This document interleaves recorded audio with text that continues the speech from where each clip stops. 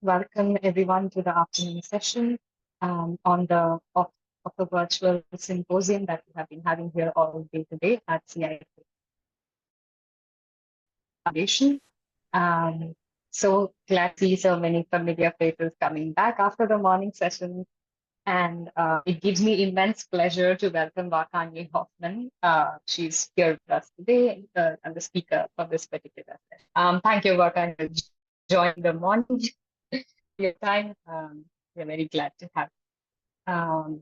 So while people enter, I just want to very quickly extend you a very warm welcome and also to our participants here a bit about. Wakanyi is a global educator of African studies. She's also an author and speaker of the Ubuntu philosophy. She's currently an academic research fellow at the New Institute in Germany, where she is exploring the subject of non-material conception of human very well known speaker. She's an author. She's written quite a few exciting books, including The Legend of the Dancing Baobab and Sala Mountain Warrior. I will and over the next 30 minutes, we would love to hear from you about your work on the Ubuntu philosophy, how it connects to education, and probably how we can think about your work in Kenyan indigenous education. And how can we also link it to future questions that humanity faces, such as AI, given that I know you. Um, welcome everyone and welcome Wakanyi. Thank you, Titiksha, and thank you everyone that's dialing in or zooming in from whichever part of the world you're in. I am so honored to be here speaking on a topic that I'm really passionate about, and just also getting a chance to learn from other experts and practitioners of traditional knowledge systems from around the world. As Titiksha has put forward, I have been doing I've been trying to popularize indigenous knowledge in the mainstream education system and sort of bridge the gap between both worlds. Because I believe, and I think that everyone here would agree with me, that this knowledge is a crucial element and a missing piece from for the future, especially when we're talking about sustainability or sustainable development. Really, there is something to be said about the wisdom and knowledge of indigenous people that has kept them living in a non-material way. And by non-material, I mean non-monetary. So not so much, their interaction with cash and capital is very different to how we, the rest of the world, in the modern society have interacted with this. And so I think this knowledge is a very big missing piece of the puzzle when we're talking about global education. So I'm speaking to you from Germany. It's snowy, and I'm looking at snow right now, and it's morning. And I have lots of stories and insights from Africa's indigenous knowledge system. So I'm bringing a lot of different worlds with me. And, you know, it's not too long ago when indigenous knowledge in Africa and in other parts of the world was passed down from one generation to another through oral storytelling. And so, you know, we know that Africa is a land where the philosophy of Ubuntu, which is this idea of interconnectedness, interweaves people and communities into a nice, intricate story of our shared existence as human beings. And it forms this worldview that removes the human being from the center of creation and puts us in that circle of life where we can become custodians of other life forms. And so Ubuntu is central to indigenous knowledge or traditional knowledge in Africa. And this philosophy promotes the idea that human beings are not the crown of creation, which we know that, you know, scientists, we've dispelled that. And we're a community of living beings who share a physical space with a community of nature, you know, plants and other species, and also communities of other living beings like animals. And we share this space within this planet that we share, and we exist through our shared life on Earth. So this Ubuntu philosophy is a foundation of the pedagogy of storytelling as a mode of transmitting traditional knowledge in indigenous communities in Africa and also in other indigenous communities around the world. So Ubuntu is not merely a philosophical concept, and this same concept can be seen and found in other indigenous communities. And it's a way of being, a way of life that's rooted deeply across all these cultures. And particularly in Africa, it's expressed in one saying, I am because we are. So in essence, Ubuntu, or the idea of it, represents humanity. In fact, it actually translates to humanity. And it is a shared interconnection with all other communities of life on Earth. And through this shared interconnection, we then have respect, mutual respect, empathy, and compassion for each other. So this kind of knowledge holds the key to unveiling this mystery of why we are here on this planet. A term like Ubuntu urges us to acknowledge our shared humanity, our shared journey as individuals and also as community, embracing the fact that we're all just strands interwoven together in this bigger web of life. And this kind of wisdom found in traditional knowledge systems is handed down from generation to generation, like I said. And it's a beacon that I believe can guide us through the complexities of our modern existence, especially when we're now discussing what is a human, what is the definition of being human in the face of non-human intelligence. So this kind of concept, traditional knowledge, can remind us of our innate interdependent relationship, not only with each other, but with everything else, including non-human intelligence. So there are 5 ethical principles associated with traditional African knowledge that have Ubuntu as the foundational way of relating with each other. And these principles are, one of them is survival, solidarity, compassion, respect, and dignity. These are ethics or virtues that can really be wrapped up in one word, which is reciprocity. And when I talk about reciprocity, I'm not talking about an eye for an eye. You do one thing and then you present a reaction that is detrimental to society. It's really this shared space, this idea of if you extract something from one place, then you must replace in another place. And in this way, this is a natural law of nature, which exists with all other communities of life, except for us human beings. So reciprocity is really the golden rule of human flourishing. And it is a call to treat non-human life as we human beings wish to be treated in the natural world. And this principle of reciprocity is also embedded in other disciplines, modern academia, such as physics, economics. Of course, we know Newton's third law of reciprocity. Every action has an equal and opposite reaction. This is not new to traditional knowledge. This is something that indigenous people have been working with, this principle of reciprocity. They live in that principle, with that rule, in the natural world.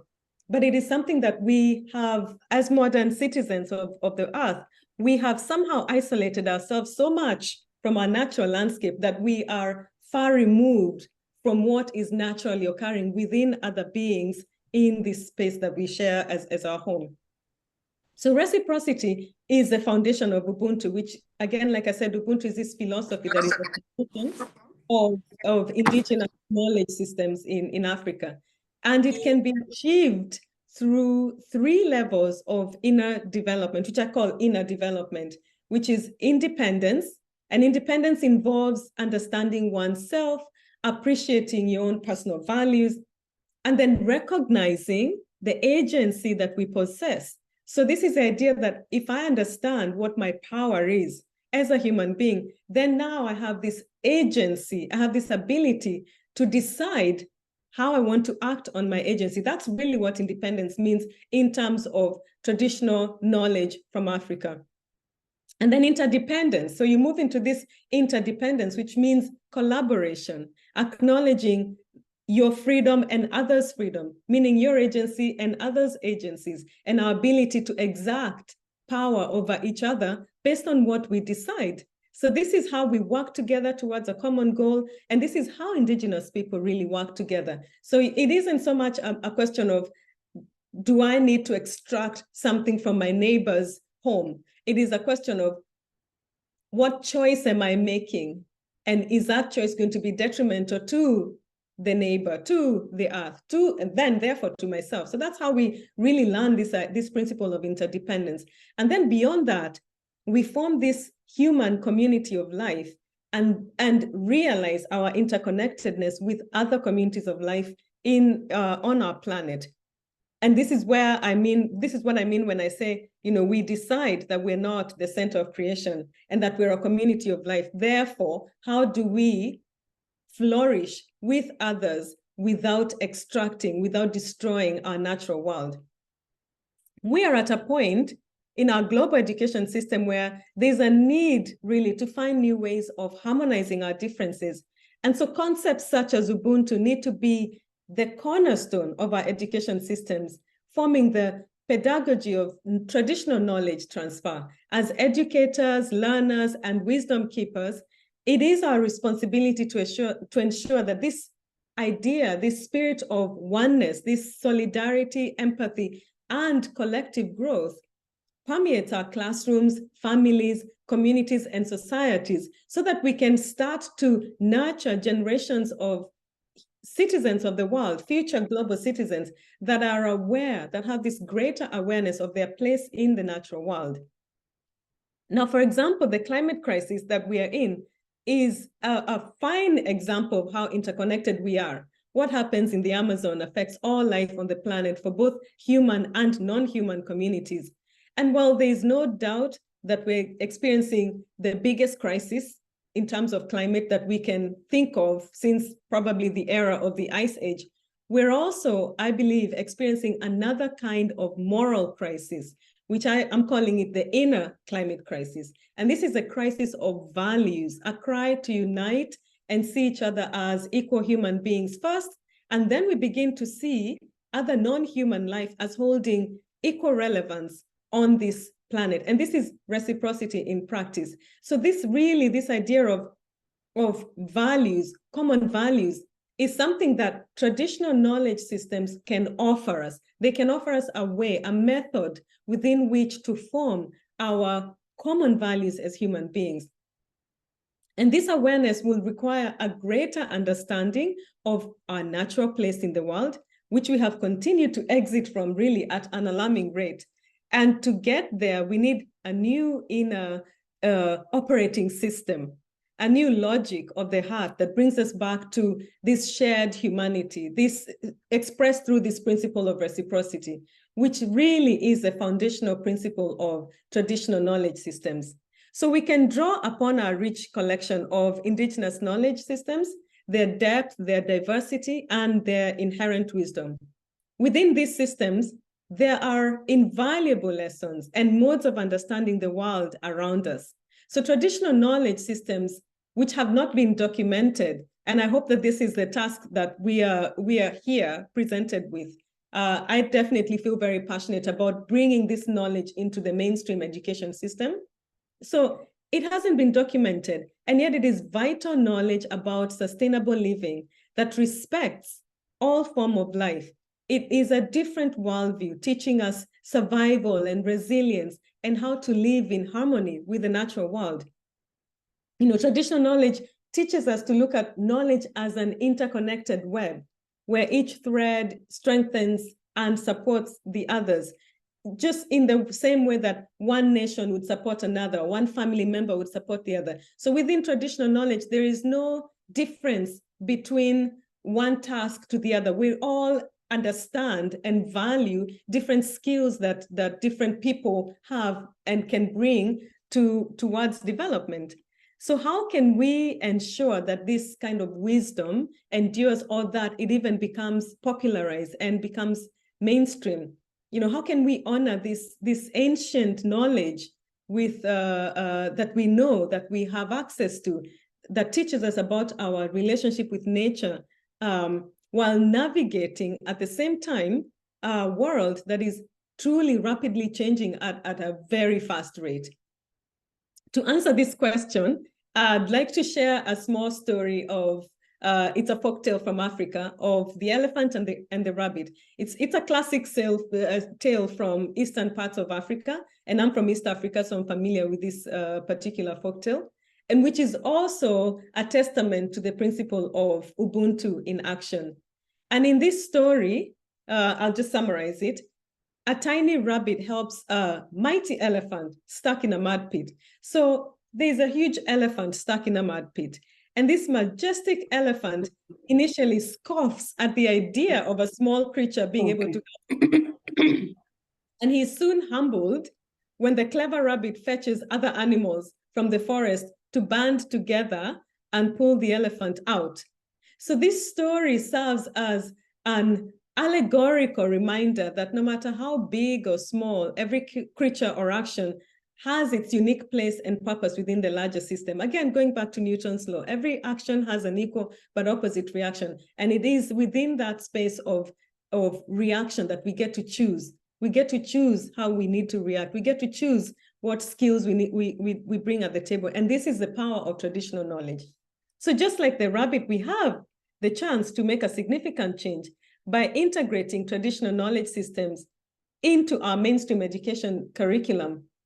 We can provide our children with an opportunity to become aware citizens. We have that choice as educators. These kinds of stories inspire children to see themselves not as isolated individuals, but as interconnected beings woven into the broader tapestry of our shared environment. And we can help our children create this sense of environmental stewardship that then directly translates into conscious actions for its preservation. And maybe beyond that, we will find that we don't need to preserve anything if we can actually coexist with other communities of life in nature or on this planet. So these kinds of indigenous stories or proverbs and customs that are rooted in traditional knowledge systems are not just wisdom of the past. They are, in fact, our keys to a sustainable future. And to instill these values in our education system is a way of fostering a generation of environmental citizens who acknowledge what their role is within this larger ecosystem and to understand the impact of their actions and then actively contribute towards a sustainable future. So we, like Tiksha mentioned here, we're living in a very complex world. Of course, we've invented a very complex system of existence where knowledge is also being compartmentalized and being presented in a particular way. And there's a lot of bias with AI. And I'm just urging us to dare to do the complete opposite. We can dare to thread the needle, weaving together the lessons of this past, this traditional knowledge that we're talking about, with the possibilities of the future, and then create a new database of knowledge rich in wisdom, compassion, and unity, which is freely accessible to all learners globally. And we have the tools. This is the joy of the times that we're in. We have the tools to infuse into this artificial intelligence traditional knowledge. We can bring it much faster than it was before. We don't have to go writing it down and publishing a whole bunch of books. We can actually bring this traditional knowledge into artificial intelligence and present a wide range of knowledge for future citizens to be able to access. Traditional knowledge is our future, really. It reminds us that we are part of nature's symphony, and we have this opportunity to interrupt this process that we're in right now, interrupt it by bringing what we know as traditional knowledge as knowledge of the human being. And by embracing such concepts as Ubuntu and integrating that wisdom into our education, we can inspire change, we can create new narratives of who we are and as a community of life and foster a more sustainable world. So to end this so that we can get into the Q&A session, I'd like to leave you with a Swahili proverb that really captures the essence of what I hope we're seeking to accomplish today.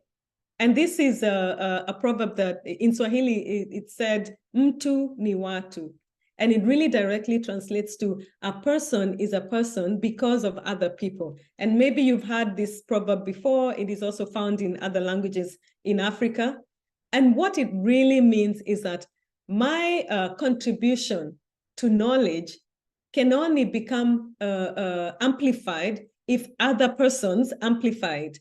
And what you amplify, what you bring into the world can only be amplified by others. So we really have this ability to reciprocate by amplifying our knowledge and by bringing traditional knowledge from whichever part of the world you're in. That then helps amplify and create a whole other way of looking at the world, not just from a modern perspective, but also from this knowledge that we are missing in our database of knowledge systems. So I hope that I leave this space today having inspired someone to go and figure out a way to bring that knowledge into where knowledge is being sourced and help create a new curriculum for global education in the world. Thank you so much. Thank you so much for that, Wakanyi. And I open the floor for questions now or comments from people. If there's anything that struck a chord with you very deeply, please share. And if you have any questions, please type them in the chat or please unmute yourself and ask away. May I speak? Yes, please go. Yeah, Ms. Hoffman, that was really illuminating. And once again, I'm totally floored by the commonalities that we have as cultures. We are, we're separated by the Arabian Sea, but that doesn't seem to matter much when it comes to the commonalities. It's amazing. A few things that I really couldn't grasp, if you can repeat at the end of my question, you were mentioning you were listing out 5 things: survival, solidarity. Before I could note it down, you went on, and then one of them was respect. If you can fill in the blank for me with the third and the fifth one, I would be really grateful. And then also, you mentioned climate change, where you were speaking about the interconnectedness, right? How it is reflecting things. There also, I would like to highlight that the whole problem arose because of the failure to recognize the interconnectedness. So it was really, really beautiful listening to you. And as you said, let's all work to an education system that would make us more rooted, more connected, and make it a great place to live in. Thank you so much. Yes, and you're right, absolutely. We have so many common values and common ideas across the cultures, and I think this is the power of the internet as well. We've discovered that we're not so different after all. So I appreciate that comment for sure. And I will type it on the chat, these principles of Ubuntu, which are reciprocity, compassion, solidarity, respect, dignity.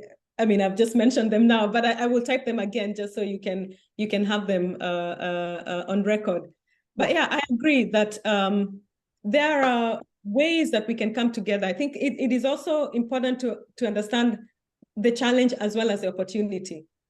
While it is challenging times, especially with the climate crisis that we are facing, we can also start to look at who we are and what are the values that have led to this crisis.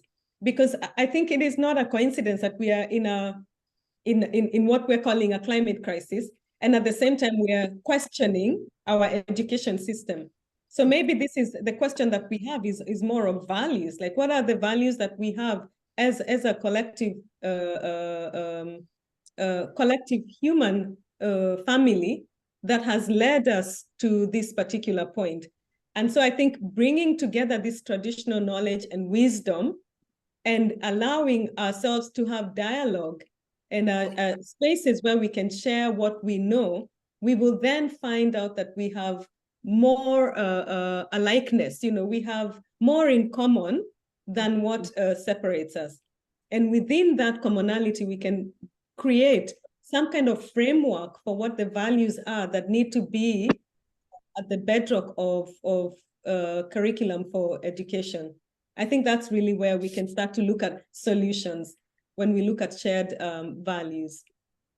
Absolutely. Thank you so much. Thank you. Namaste, Wakanyi. Very excellent presentation, and I like the way you sort of led us into, synthesizing many of these thought processes to create a curriculum. And this is precisely like one of the key outcomes that we are looking at through the efforts of the Center for Indigenous Knowledge Systems. So that we have different thought processes put together and then create a holistic curriculum that all children of the future, present can benefit from. I just have one question. In your own experience and observation, like how much of these principles are currently being taught or as a pedagogical practice in the African countries, and how is it being encouraged there? Just to give a parallel in India or Bharat, we have the system of gurukulams and patashalas that has been there for thousands of years. Of course, the numbers have really dwindled over a period of time. But now we do see a huge, interest to revive some of these traditions, because, as you mentioned, there is a crisis of, internal climate crisis, as you rightly put, and people are becoming very serious that the mental health, the physical health, the ecological well-being of the planet, everything. There's a lot of insight from the traditional knowledge system. So, how much of this is being, practiced like a school or a pedagogical platform or a forum in the African countries? Thank you so much for the question. And I'm so glad to hear that we have this shared problem and opportunity at the same time. I think India and Africa tend to have, traditionally and culturally, we're not so different after all. I come from Kenya, and just recently, within the last 2 years, the education system was revised. So there's a whole new education system. And within this new education system, there are provisions for bringing back traditional knowledge. So this is really exciting. But how it looks in practice will obviously, that will tell us how far that can go. What I can say within the African context, yes, traditional knowledge tends to be separate from the mainstream education system, but it is knowledge that is available to children through storytelling. So at least we still have this practice of oral storytelling. Yeah, and I think that's kind of our strength, really, and we have this strength in numbers. But at the same time, my huge concern is that the storytellers are far removed from the teachers. So I think if we can bring storytelling into schools and actually start to train teachers as storytellers, imagine what that would do, because we already have it within our culture, right? Indian culture very much steeped in oral storytelling. So I think we need to, as much as we are revising the education systems, we also need to revise the teacher training, where we begin to train teachers as storytellers, or bring back storytelling in teacher training, so that then these stories are not lost. When an educator is entering a school to teach for the first time, they're coming in with this, wearing this hat as a storyteller. I think that's where we can really see a huge change, and that's what I'm hoping to also inspire as a change in the world. To answer your question, it is a tragedy. It is a real problem. The education system is very much still a colonial British system, but I've seen efforts made by, we have a lot of homeschooling groups these days, and we also have a few independent private schools. So there are efforts to revitalize and bring back traditional knowledge. But I don't think we will see this change until we work at the root of the problem, which is the teacher training.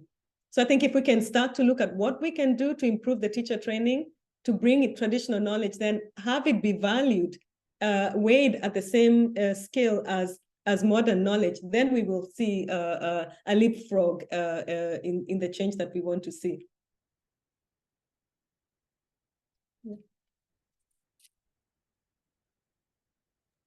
If I may be permitted to add something that I came across recently, I was listening to a talk by an accomplished musician from Gambia. Her name is Sona Jobate from Gambia, right? But of course, through her talk, I couldn't get a big picture of the African traditions. It was more of her being passionate about transforming, on the same line as yours. But you gave a good insight into what your traditions actually are. So that was enriching for me. So I really hope that you're networked with, she is networked with you and vice versa. So it can happen in a more accelerated manner. Thank you so much. Actually, Sona Jobate is one of my favorite musicians from Africa. She's one of the oldest. She really is revitalizing that scene through music, education, bringing back traditional education through music. Within her community, playing the kora, the instrument that she plays, that instrument is passed down. It's an orally passed down method of retaining knowledge.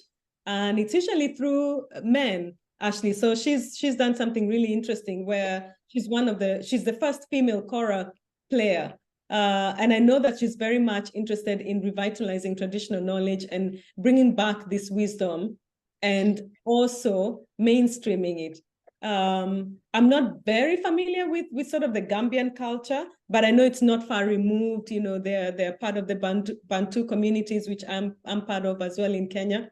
So the thing about the beauty of Africa is that as big as it is, the culture is more or less the same. So these values of Ubuntu that I'm talking about can be traced actually all the way from West Africa, all the way down to South Africa. So there is a chance that now, because we are so digitally connected, to actually, if we wanted to solve this problem, it would be so much faster because we do have the tools in our hands. I think it's more the willingness and being able to understand the urgency. Some of us find this a very urgent problem, and maybe others are not quite there yet. So the more we put out that this is an urgent problem, the lack of traditional knowledge in mainstream education, I think we will find more collaborators and we can work together, even across cultures as well. Yeah, that's awesome. And I'm so happy I referred to your favorite musician in that question. Thanks so much. Thank you so much. Thank you. Yeah. Such a great point there about urgency, and I think there's something that in your talk as well, that traditional knowledge is really the future. And I think that will perhaps be the highlight quote we all take away from this talk. So just a very quick question to was, could you shed a bit of light on the research that you're currently doing at the new institute? I know you're looking at some very new areas of research as a cross-section between technology and indigenous knowledge. So if about that research, it would be great. Absolutely. Thank you so much for asking the question. So I am a research fellow at the New Institute in Hamburg in Germany, and I am tied to the program that is non-material conceptions of human flourishing. And what we're really trying to look at is what are the time-tested ways of flourishing as human beings that are not tied to the capitalistic model that we have.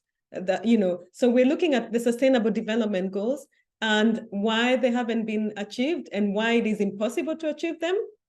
And what we found, and not what we found, but what we know and what the global community knows, is that the goals are very much tied to a material end game. So you need a particular amount of money. If you're a country like Kenya, in a developing world, or the global South countries, there's just no way of attaining these goals because there's a particular amount of money required to achieve them. So what would be other goals? How could we measure human flourishing without measuring against the cost, right? So the cost, if we took out the cost, what would be other non-material conceptions of human flourishing? So we start to look at inner development, for example, and we start to look at traditional knowledge and how traditional communities around the world have existed.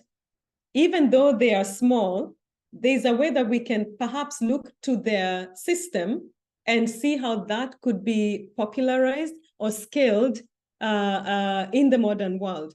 So I bring in indigenous knowledge from Africa, and actually I'm looking at it from indigenous, I'm looking at different indigenous communities around the world, but of course my expertise is in African indigenous knowledge. And we have within the fellowship group, somebody else who's looking at it from a religious perspective, what would be the non-material religious conceptions of human, spiritual. And then we have somebody who's also looking at it from a happiness index. So, you know, the Bhutan National Gross Happiness Index. So what does that mean? So as a whole, very much a holistic view of the world from an intercultural perspective. And we hope to be able to produce at the end some kind of policy paper or a book, you know, very much hoping that it will be a book that we can present at the level of the UN when they're sitting down, the officials are sitting down to reformulate these sustainable development goals. Because I think we all agree we need new goals. And what are those? Do we even want to call them goals or aspirations?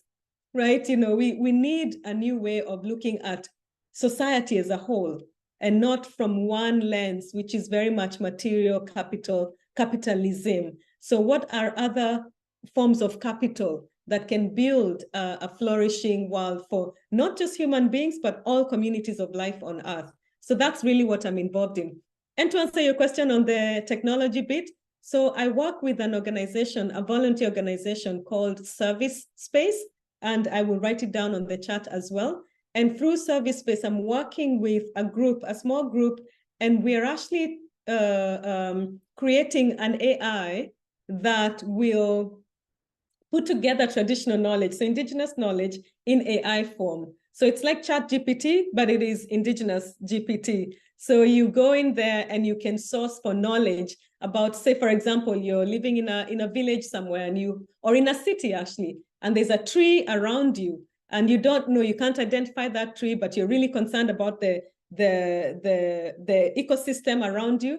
So you get an indigenous answer. You get an answer directly as you would from an elder, from an indigenous wisdom keeper, rather than ChatGPT, which is just regurgitating knowledge that is probably not factual sometimes. But how about getting an authentic answer from an elder, an indigenous wisdom keeper that actually knows what they're talking about? So this is knowledge that we're trying to gather and trying to digitize it and put it together in artificial intelligence. And I'm really excited about that project, which I will also write on the chat, and hopefully some of you can find it and interact with the native GPT as well.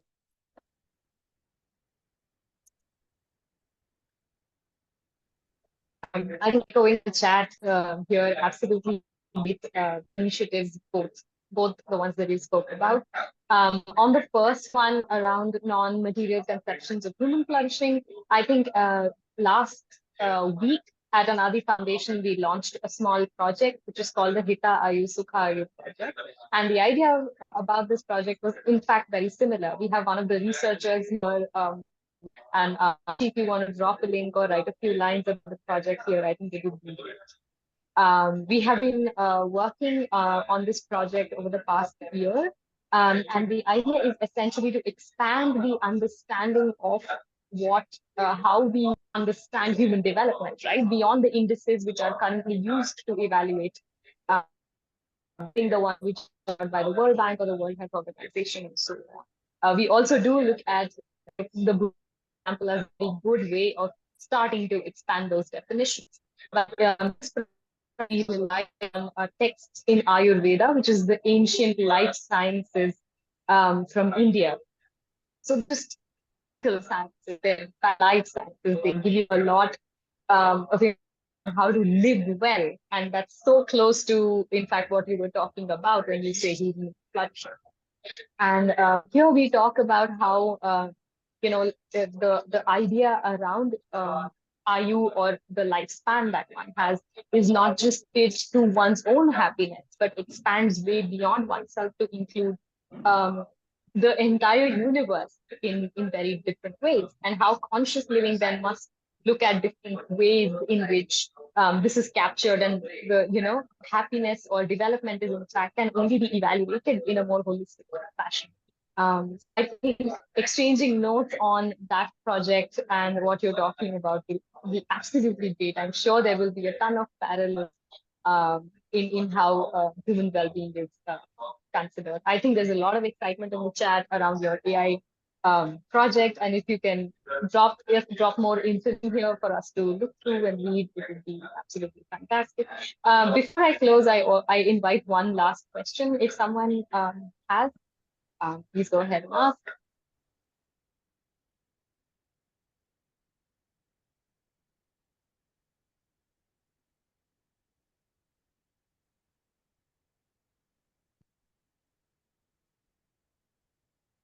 So I have one question, Ms. Hoffman.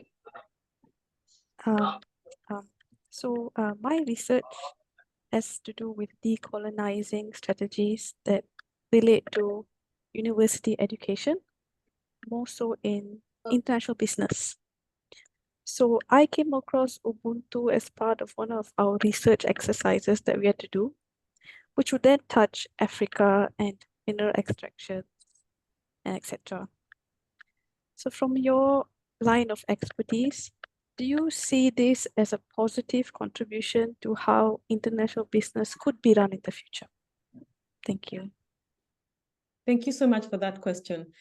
Think of Ubuntu as sort of the most original idea of who we are as human beings. In fact, the word Ubuntu directly translates to humanity. So there is a big question that we have to ask ourselves as we're conducting business, as we are raising children, as we are interacting as human beings. Who is this human? We are actually faced at, we are at a point where we have to define ourselves.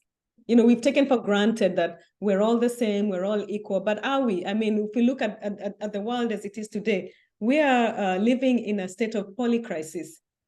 So identifying ourselves as a community of life requires us to actually respond to this question of who is this human that we're talking about. So Ubuntu, to me, is a timely a concept that now could shed light, could help us understand what the earliest human beings really thought about themselves in relation to other communities of life.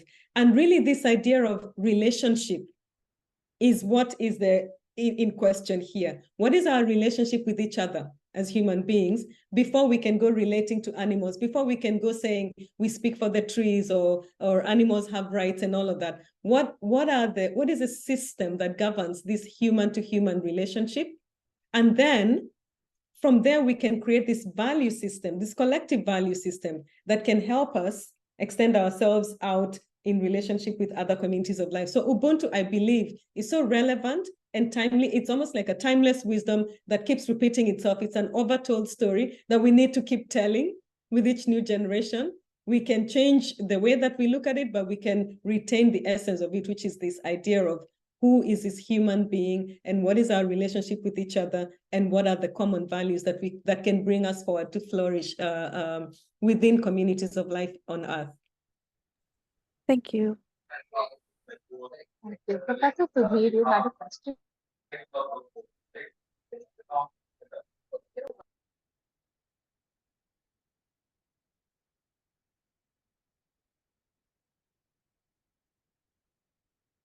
I had a question. When you said that AI-based information would be available, will that be authentic? I like that question. And I'm glad that you asked. I'm glad somebody asked the question. To be honest, I was a little hesitant when I was pulled into this. I sit on two worlds. So I have indigenous background. And I think, I always say this whenever I talk, I say we're all indigenous to this planet. So this is kind of how I reconcile with authenticity. We're all authentic. We're all human, we all have this innate ability to aspire to become higher than what we are. We're all working towards something. Now, when you talk about authenticity, I guess you're asking, is a knowledge quality? And is it knowledge that what is the intention? For me, it's more important to understand what is the intention behind wanting to popularize or to digitize traditional knowledge. And I think the authenticity comes in that question. And the answer is, we are desperately in need of a new operating system. And if the current one doesn't work, we need to look at something else that is working. So I think that therein lies the answer. Is it authentic? Absolutely, because we are in a state of desperation. Otherwise, we wouldn't be looking to that. So trust the system. And also, I trust that the people that are interested in bringing this knowledge into the world have a desire to change the world, have a desire to leave a better future for the children. So I think that's how I console myself. And if I'm coming in with that intention, I would hope that that is what is mirrored back to me by those with whom I'm working in solidarity and collaborating on these projects. And also, service space is non-profit as well. So there's no profit to be gained out of this AI. If people who are there to give the information, if they are right people, then only we get the right information. If they are inadequately knowledgeable, we will not get the correct information. That's true. And what I would hope for is that we keep improving. We can only push that needle of change so far. You're right. If it doesn't work, then someone else can come and so we should be bold. I think this is a calling to be courageous and to change the narrative. Yeah. Very, very appreciable and admirable project. Thank you so much. Thank you.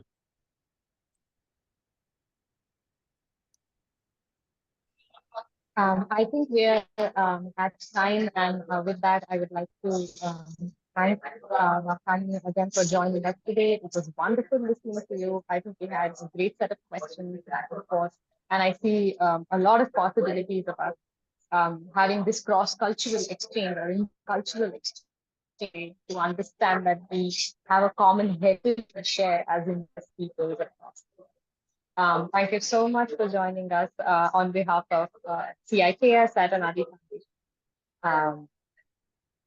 I hope you have a great day ahead. This was really enlightening. Thank you, Wakanyi, and thank you, Titiksha, for moderating the session. For the benefit of everyone, Titiksha is the co-founder of Pranava Institute and a volunteer at the CIKS. And she works in the integration of tech policy and also brings in a lot of, that way, Indian or indigenous wisdom into whatever she does. So very happy that both of you could have a wonderful conversation when we had fantastic set of questions. And we hope to work with all the speakers, to probably create a curriculum that is futuristic at the same time rooted in the tradition. Thank you all for joining. We will be reconnecting back at 5:45, about 2.5 hours from now. For speakers, we have speakers from Argentina and speakers from Brazil who will be presenting the South American perspective. Thank you all. Namaste. Thank you, everyone. Namaste. Thank you. Namaste. Thank you for having me.